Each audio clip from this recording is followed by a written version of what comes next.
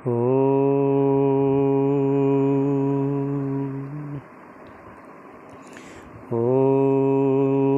खण्डानन्दसम्बोधो वन्दनात् यस्य जायते गोविन्दं परमानन्दं चिदानन्दतनुं गुरुं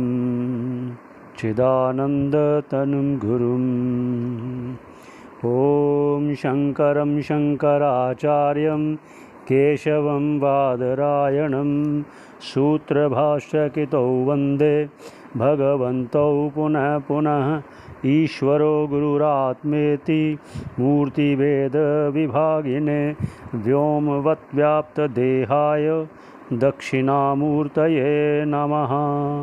ॐ शान्तिः शान्तिः शान्तिः।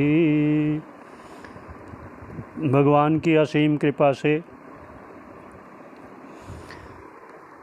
आज भगवत पाद शंकराचार्य द्वारा रचित बहुत से ग्रंथों में से जो सभी बहुत उत्तम ग्रंथ हैं अद्वैत की अनुभूति के लिए, उस आत्म तत्व की प्राप्ति के लिए, तत्व ज्ञान की प्राप्ति के लिए, उन सभी ग्रंथों में से एक ग्रंथ आज हम जिसका नाम है उपदेश सहस्त्री, उस ग्रंथ को ले रहे हैं, उस पर विचार करेंगे। और ये ग्रंथ बहुत ही उत्तम जिज्ञासु को लिए, अधिकारी के लिए बड़ा ही सरल भाषा में उन्होंने रूपांतरित किया है। और ये हम दूसरा भाग, इनके दो भाग हैं, उपदेश शास्त्री के दो भाग हैं। एक प्रथम भाग में जो गद्य भाग है, गद्य बंद द्वारा प्रथम भाग है, उसके 3 प्रकरण हैं। और जो पद्यबंद भाग है दूसरा, उसको लेकर शुरू कर रहे हैं। तो शुरू करते हैं। ये आत्म तत्व के बोध के लिए अति उत्तम है। बड़े ही सरल भाषा में समझाने का भगवत पाद जी ने प्रयास किया है कि सभी का कल्याण हो सके। तो आइए शुरू करते हैं। पहला श्लोक का उच्चारण करते हैं। ग्रंथ का नाम है उपदेश सहस्त्री। तो आइए। चैतन्यं सर्वगं सर्वं सर्वभूत गुहाशयं यत् सर्वविषयातीतं तस्मै सर्वविदे नमः। ये मंगलाचरण भी कर दिया उन्होंने, और इसमें बहुत गूढ़ रहस्य भी उन्होंने बताने का प्रयास किया है कि श्रोतागणों को लाभ हो सके। चैतन्यम सर्वगम सर्वम सर्वभूत गुहाशयम यत् सर्व विषयातीतम तस्मै सर्वविदे नमः। चैतन्यम जो चैतन्य है, जो सच्चिदानंद स्वरूप है, सर्वगम वो सर्वव्यापी है, सर्वम देखिए सर्वगम कहा, फिर सर्वम भी कहा, फिर सर्वभूत गुहाशयम भी कहा। ये इसका सर्व नाम लेने से ये इसका अर्थ भिन्न भिन्न होगा। पहले जो चैतन्य है, जो सच्चिदानंद स्वरूप है, वो सर्वव्यापी है, वो सर्व स्वरूप भी है, और सर्वभूत गुहाशयम अर्थात संपूर्ण प्राणियों के अंतःकरण में स्थित है। और क्या कहा? यत सर्व विषयातीतम, और जो वही चैतन्य, वही एक चैतन्य की बात कर रहे हैं जो भूतों के हृदय में वास कर रहे हैं, और वही यत सर्व विषयातीतम, और जो सभी विषयों से अतीत है, अर्थात वो सर्वव्यापक होते हुए भी विषयों से ग्रहण ना हो सकने के कारण विषयातीत है। तस्मै सर्वविदे, उस सर्वज्ञ परमात्मा को, ब्रह्म को निर्गुण ब्रह्म को जो सर्वज्ञ है, तस्मै नमः, हम उसको नमस्कार करते हैं।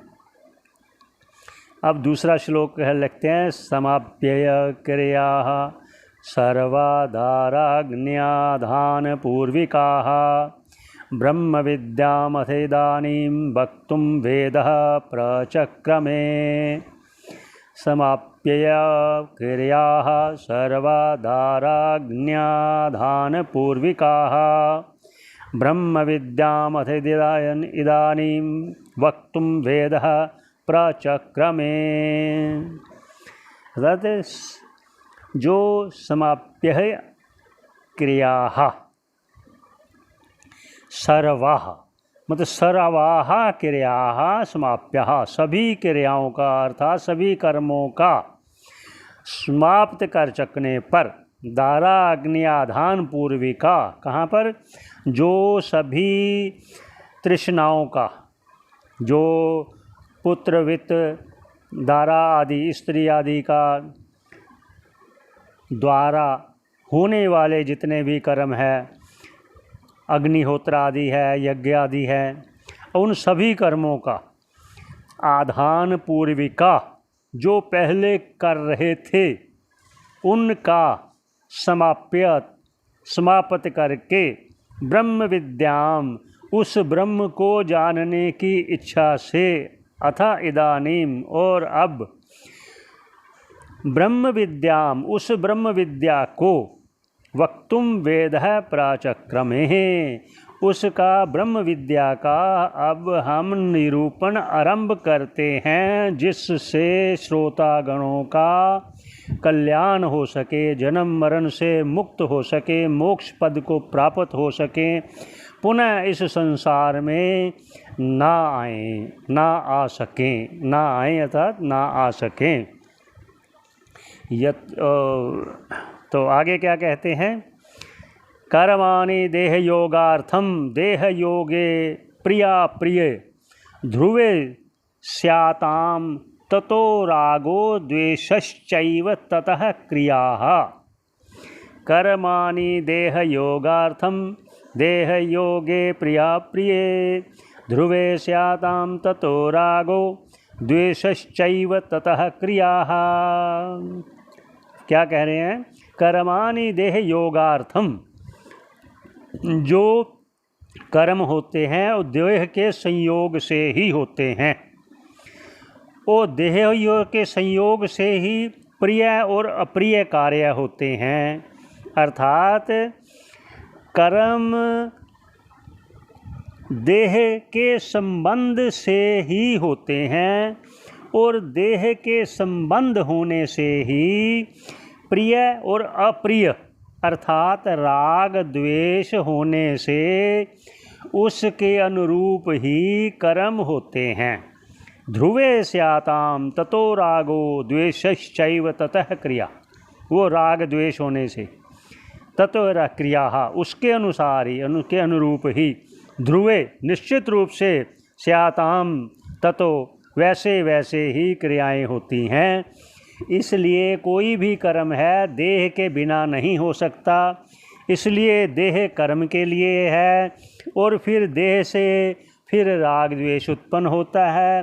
फिर इससे क्या होगा, धर्माधर्मौ ततोज्ञस्य देह योगस्तथा पुनः एवं नित्य प्रवृत्तोऽयं संसारः चक्रवद्भ्रम।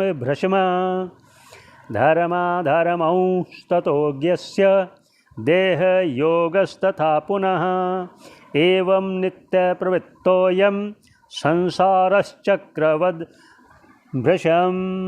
यदा धर्माधर्मौ ततोज्ञस्य देह योगस्तथा पुनः, धर्माधर्मों जो धर्म और धर्म की प्राप्ति होती है, ततोज्ञस्य देह योगस्त, वो एक अज्ञानी पुरुष को, अज्ञस्य अज्ञानी पुरुष को ही, तथा पुनः उनसे ही देह का संबंध भी होता है, धर्म और अधर्म के कारण ही। एवं उसी प्रकार नित्य प्रवृत्तोयम, वो नित्य ही इस संसार चक्र, इस संसार चक्र में भ्रशम निरंतर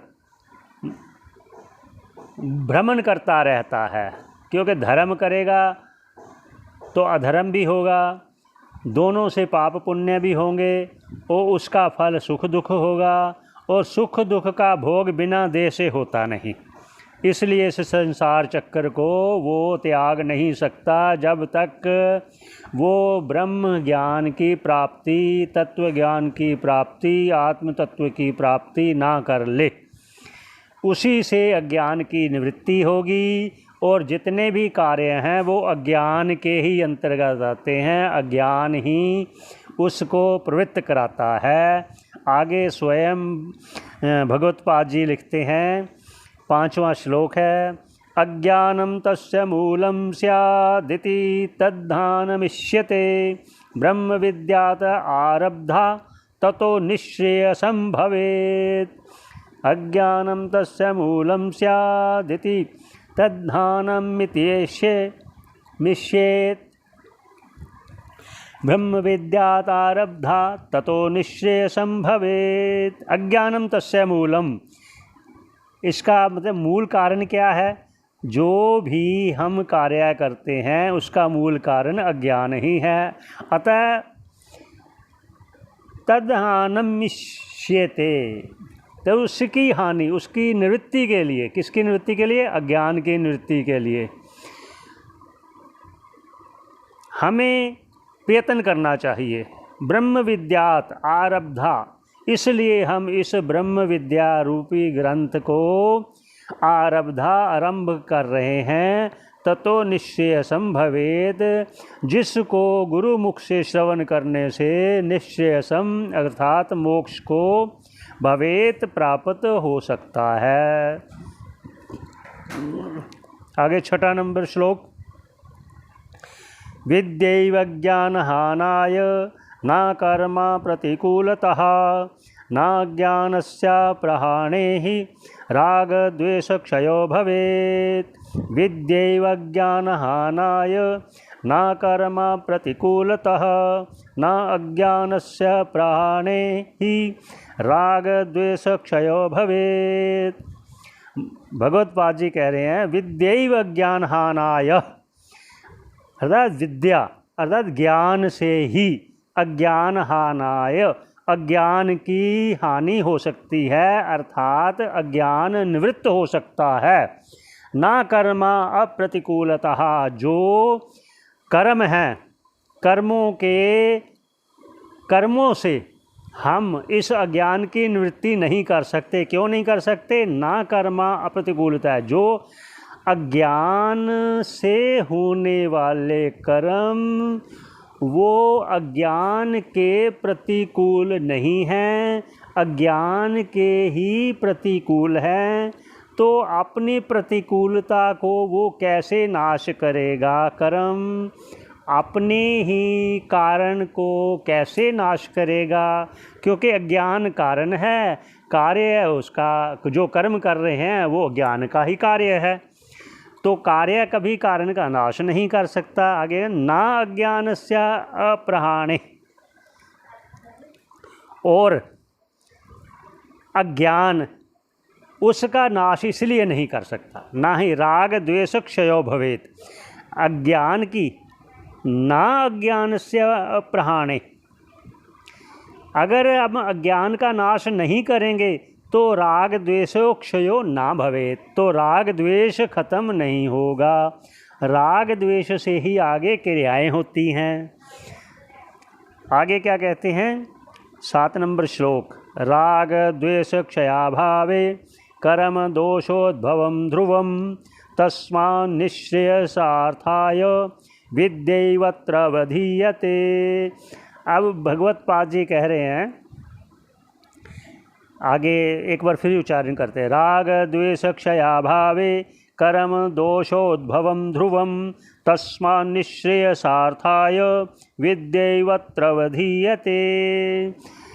भगवत्पाद जी उपदेश शास्त्री में 7वें श्लोक में कह रहे हैं कि राग द्वेष क्षयाभावे, जब तक राग द्वेष का क्षय नहीं होगा, अर्थात खत्म नहीं होगा, कर्म दोषोद्भवम ध्रुवम, तो उनके दोषों के कारण होने वाला कर्म भी निश्चित होता रहेगा।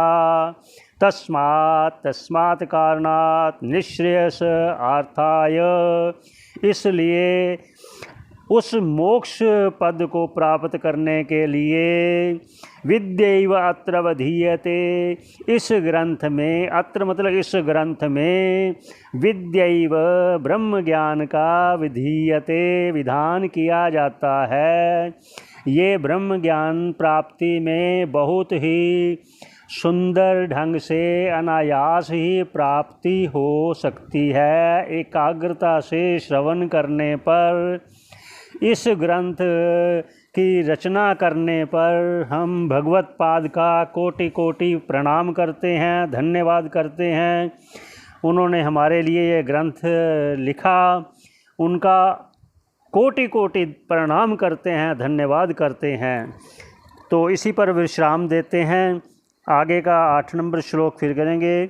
ननु कर्म तथा नित्यम कर्तव्यम जीवने सति, विद्यायाः सहकारित्वं मोक्षं प्रति हि तद्व्रजेत्।